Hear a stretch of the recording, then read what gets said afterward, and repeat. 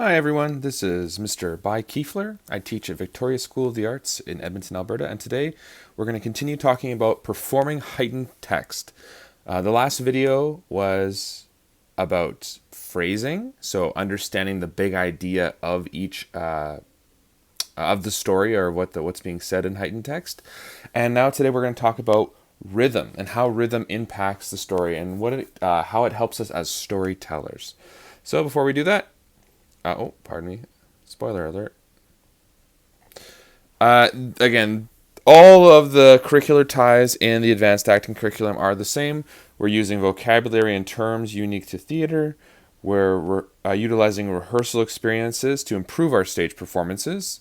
And then, of course, the explaining and applying the use of an actor's book to make a role increasingly complex and nuanced. So, again, rhythm, just like phrasing, is going to help you find some secrets that the writer put in the text, or just some things that you can interpret out of the text to help make your role more complex.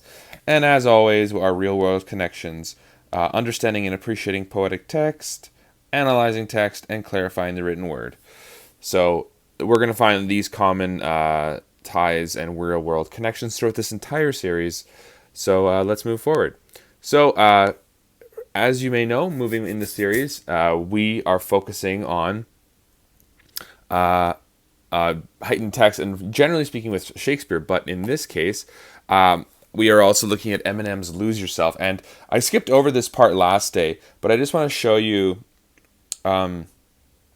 this piece because in Eminem's song, the first part is broken into phrases, which is why we didn't do this for the first video. But if you look at the rhythm of it, each of these essentially represents a bar. The music, if you're familiar with it, it's like, I think it's a 4/4 time, but it goes, look, if you had one shot or one opportunity to seize everything you ever wanted in one moment, would you capture it or just let it slip? Yo. And what he's doing, what Eminem's doing there is he's already broken all these into phrases, so those roadblocks that I talked about before are already there. But he's calling some important attention to some of the stuff by breaking it into the rhythm of the of his piece. So regardless of the time signature, I mean, that is important. But for our purposes, if this is a 4/4 time or 3/4 time or some other time signature, the point is he has a single word inside of a time signature versus 3 words versus 2 versus 2 words with an opportunity, which is quite a long phrase. So what I'm actually trying to get you to look at isn't actually the words, but it's the number of syllables in each phrase. And so what he's trying to do is he's drawing attention to, so the number of syllables or how syllables are used inside a phrase can really draw attention to it.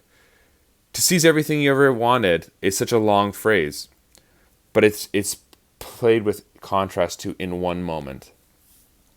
Anyway, my point is we're starting to look at how the rhythm or the amount of time that you're given, how you fill that becomes important. And this will become more clear when we look at iambic pentameter in William Shakespeare, because his rhythm in many ways is very musical, and I would actually offer that his text is more like sheet music than your typical script. So let's go over to Shakespeare. We're going to now skip over Eminem's second part. So I have some interesting things lined up here, but I want to just point out some important details. So the first thing is that every piece of iambic pentameter, well, maybe we should talk about what that means first. What is iambic pentameter? An iamb is what's is also known as a foot. So iamb, spelt just like that. So I-A-M-B. Iamb is a footnote, or a foot, I should say. And a foot consists of 2 beats. And one of them is unstressed,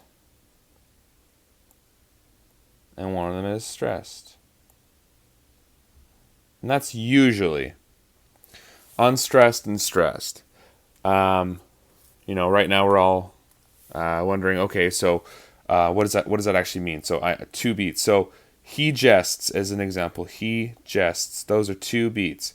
And when you say he jests, you don't say it like a robot. You don't go, he jests. You're actually putting emphasis on the second beat there. He jests. The more important word is jests. And so people can indicate that in a lot of different ways. Some people do a little U for unstressed and a slash for stressed. I sometimes do a dot and that because the dot's less significant. It doesn't take up as much visual space. You can note it however you want, but let's go with the U and the slash because that's pretty common. So unstressed, stress. Now, if we do that for every single pairing of words, we actually will see that there's 10. Unstressed, stressed, unstressed, stressed, unstressed. Oh, pardon me. Unstressed, stressed, unstressed, stressed. And just like last time with phrasing, when we start to identify the stressed beats in a phrase or in a line, I should say, we start to identify the main story. Jests, scars, nev, felt, wound. And in fact, when you get nev, you want to include the whole word. So even though there's an unstressed beat on never, never is the whole stress beat. So what's interesting is if you go back to our phrasing unit, you know that jests is one of the main words. You know that scars is one of the main words. Never felt is one of the main ideas, which is one of our interaction words, one of our verbs, and then wound. The only thing that we're missing is he, and that's in some ways apparent in jests, but it's just re-emphasizing that those words are incredibly important, and Shakespeare is saying, if this was sheet music, play that a little bit harder, or just perform that a little more clearly, or share that with the audience a little bit more. So I don't want to focus on a line that's perfect, though. So the reason it's called pentameter, so we have iamb, which is a foot, so iambic means footed, and then pentameter, well, we had 10 syllables total, but 2 pairings of an iamb, or sorry, 5 pairings of an iamb, so 5 feet. So iambic pentameter, penta, meaning 5. This is a meter of 5 iambs, iambic pentameter. So what that means is typically in iambic pentameter, all the beats will have, or all the lines, every single line, here's line 1, here's line 2, they will all have 10 beats or 5 feet. So I've identified, and that's true of all these, but soft. So 1, 2, 3, 4, 5, 6, 7, 8, 9, 10. That has 10 beats. So I've just identified some that seem to or may have a different number of beats.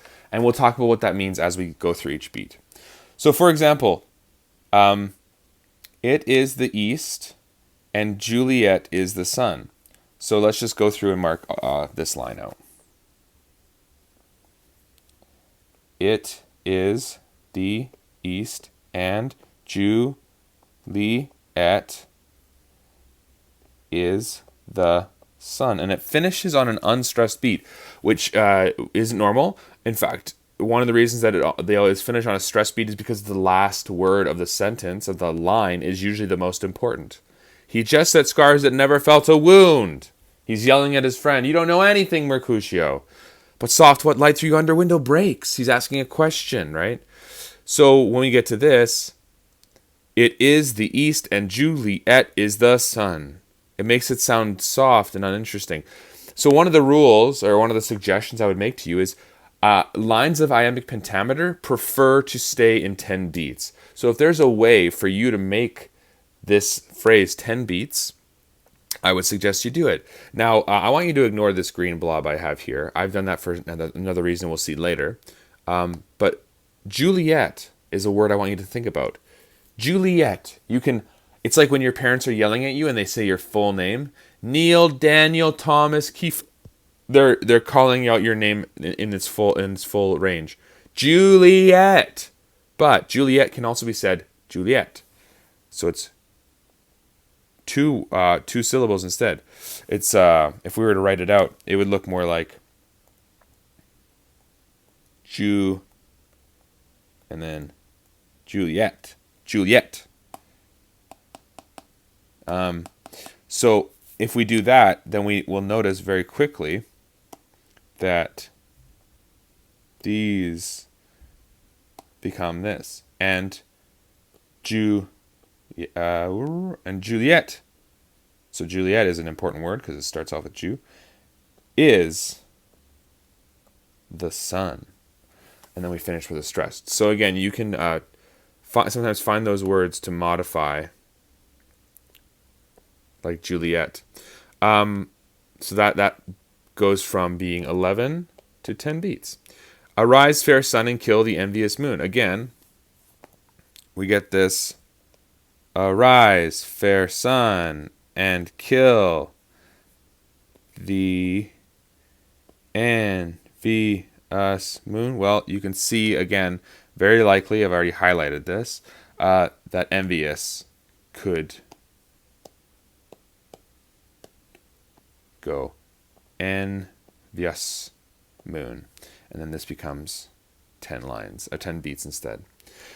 Now, going to this beat of envious, if we keep that idea of envious being 2 beats, be not her maid, since she is envious. Well, that doesn't do the right thing. So we know that envious can actually be 3. Envy us.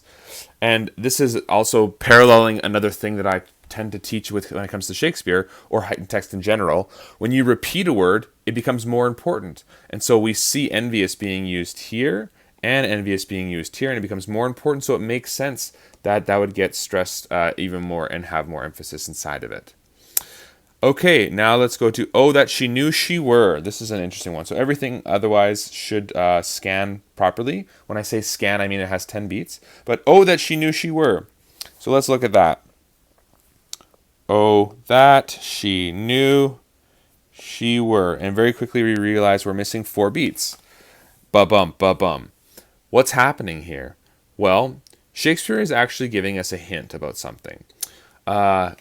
Sometimes Shakespearean text it's sort of like if you ever read a Harold Pinter play, he puts a lot of pauses in his plays. Well, Shakespeare sometimes puts that in his text, but he doesn't write down the word pause. He just puts a moment like this in.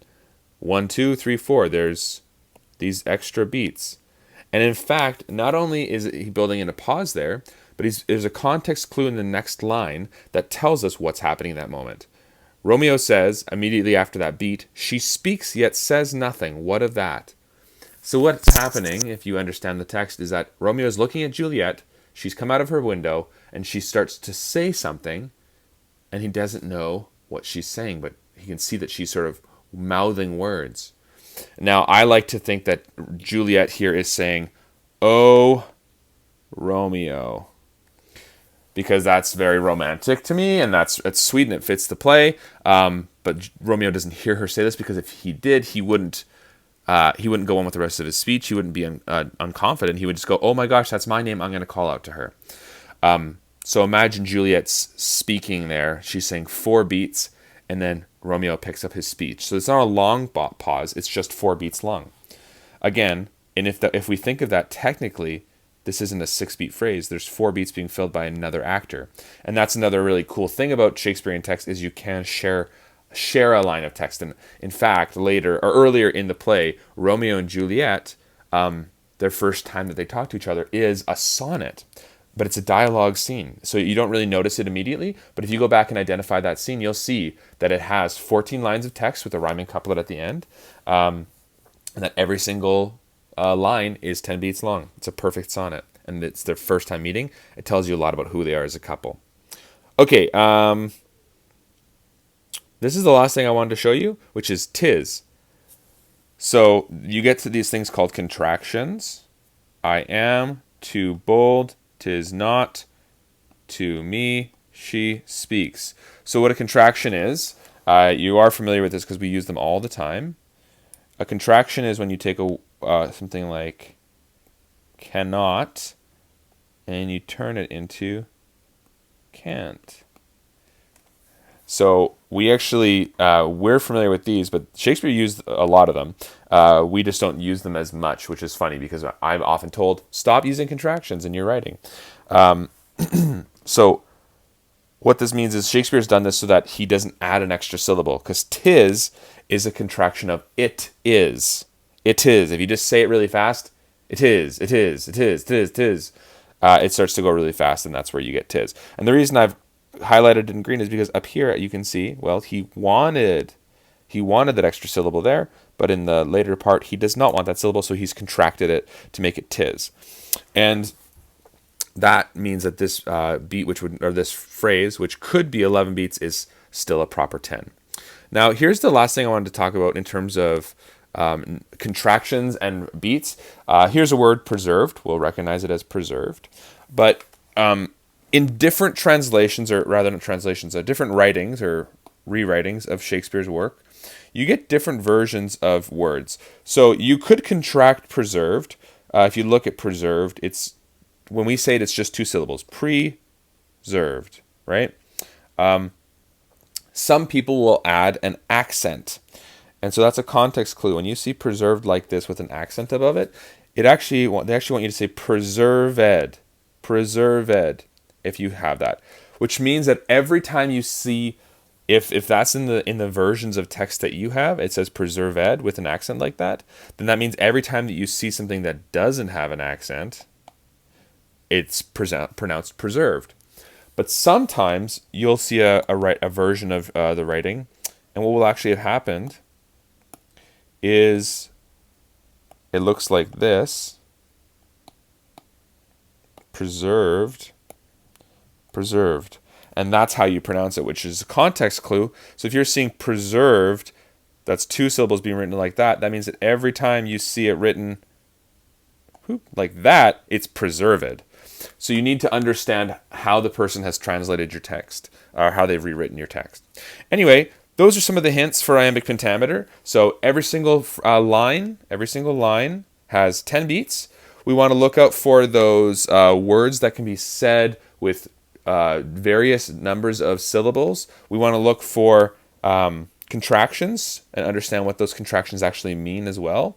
And then finally, look for those context clues so you know whether you're looking for accents or contractions to understand if you're adding on syllables to certain words.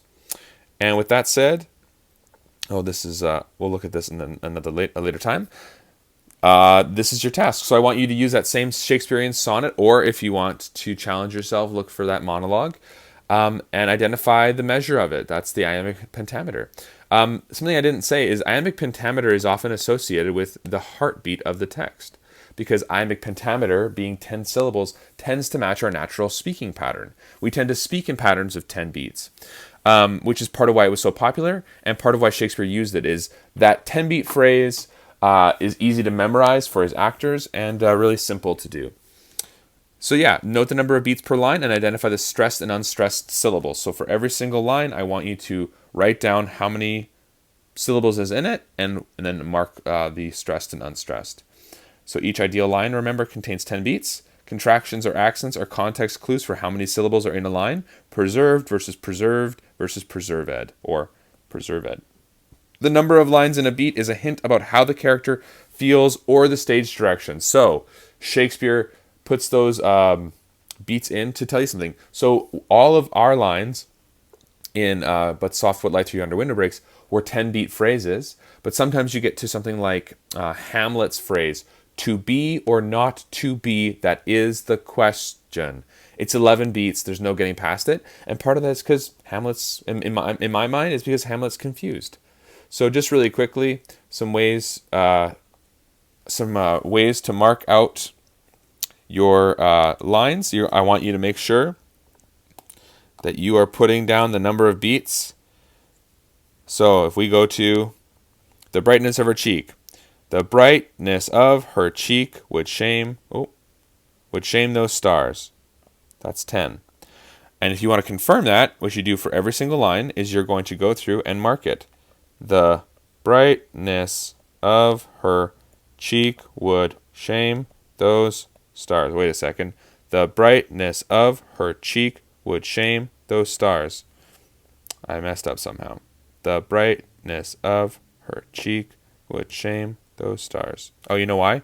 Because I started with a stressed and went unstressed. So it's the other way around. And if you don't like that, you could instead just highlight the stressed. So, highlight, I should say. The brightness of her cheek would shame those stars. So that's another way you can do it. As long as it's clear that you're marking the stressed and unstressed beats, you should be okay. And with that said, that's everything I have to say. So enjoy marking your iambic pentameter.